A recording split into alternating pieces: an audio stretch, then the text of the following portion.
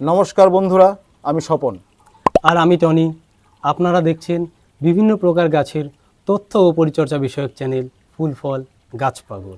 আজকের ভিডিওর বিষয়বস্তু টবের মাটি তৈরি।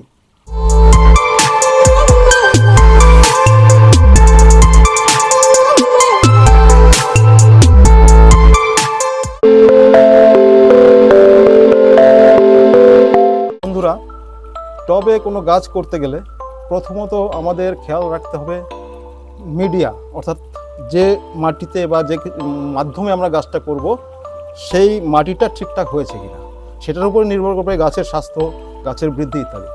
তো প্রথমত আমাদের বেশিরভাগ গাছ, ফুল ফল যে কোনো ধরনের গাছ, মাটিটা পছন্দ করে সেরকম মাটি যে মাটিতে জল ধরে রাখে, জলটা সহজেই রিলিজ হয়ে যায়, বের হয়ে যায় ইজিলি। সেই জন্য আমাদেরকে সেই মাটিটাকে ঠিকঠাকভাবে প্রস্তুত করে নিতে হবে। কিন্তু আমরা বিভিন্ন সমস্যায় পড়ি। আমরা বিভিন্ন এলাকার মাটি, কোথাও এঁটেল, কোথাও বেলে, কোথাও দোআঁশ, এরকম। কিন্তু সব জায়গার গার্ডেন সয়েলগুলি একরকম না। সেই জন্য স্পেশালি আমাদেরকে মাটিটাকে ওয়েল ড্রেন করে নিতে হবে। তার জন্য কিছু পদ্ধতি আমি আজকে দেখাতে চলছি। আমরা সেই পদ্ধতিগুলি কিভাবে করতে হবে সেটা আপনাদের সামনে তুলে ধরার চেষ্টা করছি। প্রথমত আপনাকে দেখতে হবে যে মাটিটা ওয়েল ড্রেন কিনা। যদি আপনার এলাকার মাটি ওয়েল ড্রেন হয়ে থাকে তাহলে কোনো সমস্যা নেই, এর সাথে সার, গোবর ইত্যাদি, ভার্মি কম্পোস্ট ইত্যাদি দিয়ে আপনি মাটিটা তৈরি করে নিতে পারেন। কিন্তু যদি সেটা না হয় তখন আমাকে মাটিটাকে অন্যভাবে তৈরি করতে হবে। সেটাই আমরা প্র্যাকটিক্যালি আপনাদের সামনে তুলে ধরার একটু প্রয়াস করছি। তো বন্ধুরা, আপনাদের সামনে দেখতে পাচ্ছেন 3টি টব। এর মধ্যে রয়েছে কি কি? পিওর গার্ডেন সয়েল, যার যার এলাকার সয়েল। আমার এলাকার মাটি সাধারণ মাটি, বাগানের মাটি। পুরনো গোবর, চেলে রাখা পুরনো গোবর, শুকিয়ে কমপক্ষে 1 বছরের পুরনো গোবর, সেটাকে আমরা কি করেছি?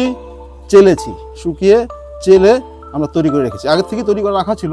আপনাদের ভিডিওটা যাতে বড় না হয়ে যায়, আমরা যাতে তথ্যের মধ্যে থাকতে পারি, বেশি বাজে কথা যাতে না বলি, সেই জন্য আমরা কিন্তু এই ভিডিওটা তৈরি করার আগে এই জিনিসগুলি জোগাড় করে রেখেছিলাম।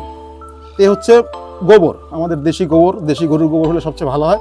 1 বছর সেটাকে ভালো করে পচিয়ে ডিকম্পোজ করে শুকিয়ে, হালকা রোদে ছায়া শুকিয়ে, সেটাকে মোটামুটি চেলে তৈরি করে, যেহেতু আমাদেরকে টবে করবো, বাজে জিনিস যেন না থাকে টবের মধ্যে। আর এটা হচ্ছে আমাদের বাড়ি তৈরির মোটা দানা বালি। সাধারণ নদীর বালি, সরু বালি হলে কিন্তু হবে না। এটা লাগবে একটু পাথরকুচি, তার মধ্যে একটু ছোটো ছোটো পাথর থাকলে কোনো সমস্যা নেই, বড় পাথর যেন না থাকে, চেলে নেওয়া বালি আর কি।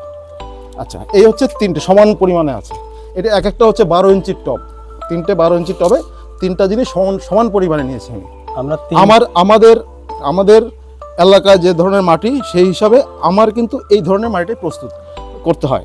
কারণ কি, আমি হিসাব করে দেখেছি যে এই 3টে জিনিস, মাটি, গোবর এবং বালি, যদি 3টেকে সমানভাবে আমরা তৈরি করে দিতে পারি মিশিয়ে ভালো করে, তাহলে জলটা দাঁড়ায় না।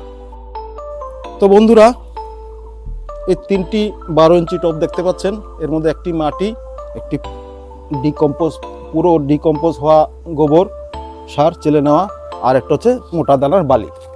এই 3টি জিনিসকে একসাথে ভালো করে মিশ্রণ করতে হবে আমাদেরকে, খুব ভালো করে করতে হবে, যাতে মিশ্রণটা খুব সুষম হয়। বালি মাটি, কোথাও বালিটা কম পড়ে গেল, কোথাও গোবরটা সারটা কম পড়ে গেল, কোথাও মাটিটা বেশি পড়ে গেল, তাহলে কিন্তু সমস্যা। আমাদেরকে আগে মিশ্রণটা খুব সুন্দর করে সুষম মিশ্রণ করতে হবে। এটা আমরা হাতে কলমে আপনাদের সামনে করে দেখাচ্ছি, ঠিক আছে?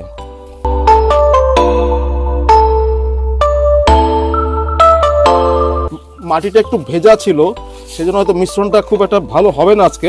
শুধু আপনাদের দেখানোর জন্য এগুলি করছি আজকে। মাটিটা, বালিটা একটু ভেজা আছে। অবশ্যই আপনারা শুকনো মাটি, শুকনো বালি এবং শুকনো সারটা নেওয়ার চেষ্টা করবেন, তাতে মিশ্রণটা ভালোভাবে তৈরি হবে, মাটিটা ভালোভাবে তৈরি হবে। বন্ধুরা, আমাদের মাটি তৈরি হয়ে গেছে। এখন আমরা প্র্যাকটিক্যালি দেখব যে মাটিটা ওয়েল ড্রেনড হলো কিনা। তার জন্য 1 মগ জল নিয়েছি। এই জলটাকে আমি এই মাটিটার মধ্যে ঢালছি। এই মাটিটাই রয়েছে টবের মধ্যে।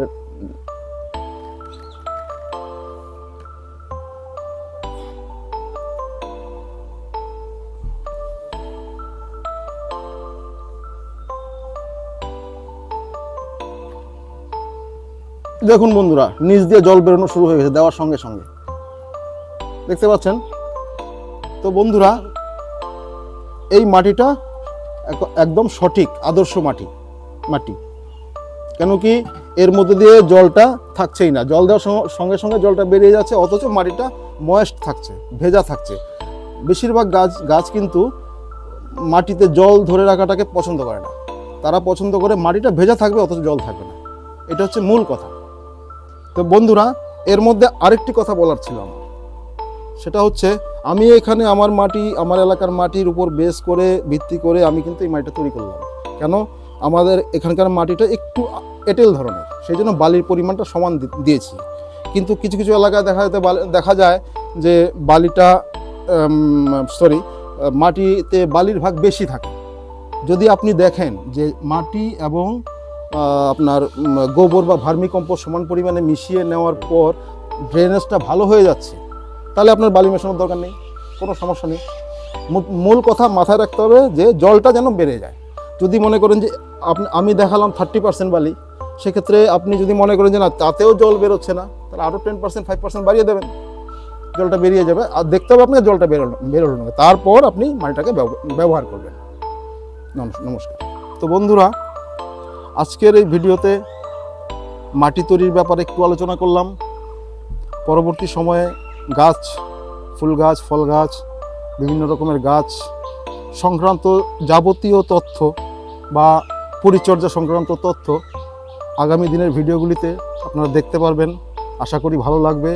যদি ভালো লাগে চ্যানেলটাকে সাবস্ক্রাইব করবেন, লাইক দিয়ে শেয়ার করে পাশে থাকবেন, এই আশা রাখছি।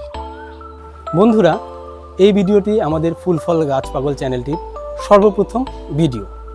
তো আমাদের এই ফুল ফল গাছ পাগল চ্যানেলটির মধ্য দিয়ে বিভিন্ন প্রকার ফুল ও ফল গাছের তথ্য ও পরিচর্যা সম্পর্কে আলোচনা করা হবে।